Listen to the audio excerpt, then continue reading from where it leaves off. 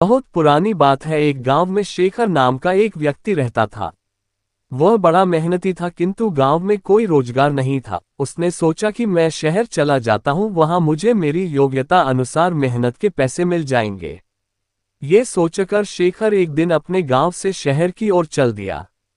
शहर बहुत दूर था। चलते चलते शेखर थक चुका था। शेखर इतना थक गया था कि अब उससे बिल्कुल भी चला नहीं जा रहा था और वह थककर वहीं बैठ गया। तभी शेखर ने देखा कि वहां से कुछ दूरी पर एक झोपड़ी है और झोपड़ी में एक घोड़ा बंधा हुआ है। शेखर ने सोचा, क्यों ना इस घोड़े को किराए पर ले लूं और इसी से शहर चला जाता हूं। शेखर जैसे तैसे झोपड़ी पर तक पहुंचा। शेखर ने देखा वहां एक व्यक्ति खड़ा हुआ है। शेखर समझ गया कि यह अवश्य ही घोड़े का मालिक है। शेखर उस व्यक्ति से बोला, मुझे आगे शहर में जाना है और शहर यहाँ से कई किलोमीटर दूर है। मैं बुरी तरीके से थक चुका हूं, तो क्या मैं आपका घोड़ा ले सकता हूं? इस पर घोड़े का मालिक झुंझलाते हुए बोला, तुम्हें क्या मैं घोड़ा ऐसे ही दे दूं? शेखर बोला, मैं आपसे घोड़ा फ्री में नहीं लूंगा, इसके बदले मैं आपको घोड़े का किराया दूंगा। घोड़े का मालिक बोला, मैं तुम्हें घोड़ा किराए पर तो दे सकता हूं, किंतु मुझे अभी दूसरे गांव जाना है। अगर तुम मुझे उस गांव तक छोड़ दो तो मैं ये घोड़ा तुम्हें किराए पर दे सकता हूं। उद्धरण चिन्ह। शेखर झट से तैयार हो गया। शेखर घोड़े पर आगे बैठ गया और घोड़े का मालिक पीछे।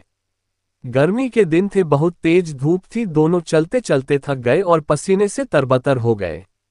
शेखर बोला, बहुत तेज गर्मी है और थकान भी बहुत हो रही है, कहीं थोड़ी देर आराम कर लिया जाए। दोनों ने इधर उधर देखा, किंतु कहीं भी कोई पेड़ नहीं दिखा। तभी शेखर घोड़े से उतरा और घोड़े के ही छांव में बैठ गया। शेखर थोड़ी देर ही घोड़े की छांव में आराम कर पाया था कि यह सब देखकर घोड़े का मालिक बुरी तरीके से जल गया। घोड़े का मालिक बोला, मैंने तुम्हें घोड़ा किराए पर दिया है, उसकी छाया किराए पर नहीं दी। तुम हटो यहाँ से, इस छाया पर मेरा अधिकार है और मैं यहाँ आराम करूंगा।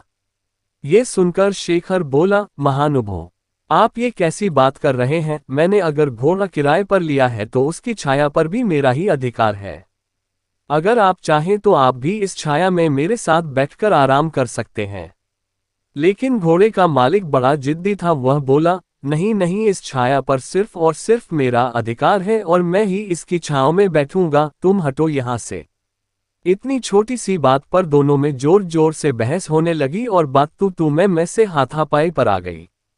दोनों एक दूसरे से झगड़ने लगे और एक दूसरे पर लात घुसे बरसाने लगे।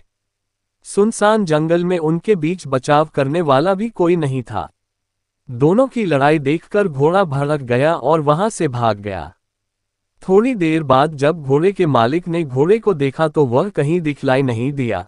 ये देखकर घोड़े का मालिक बोला, अरे मेरा घोड़ा कहाँ चला गया? वह तो अभी नया है। उसने ठीक से घर भी नहीं देखा, पता नहीं वह कहाँ गया और अब मैं उसे कैसे ढूंढूं? तभी शेखर बोला, अच्छा हुआ, तुम जैसे लोगों के साथ ऐसा ही होना चाहिए। अभी तुम छाया के लिए परेशान हो रहे थे, अब घोड़े की काया के लिए परेशान होना।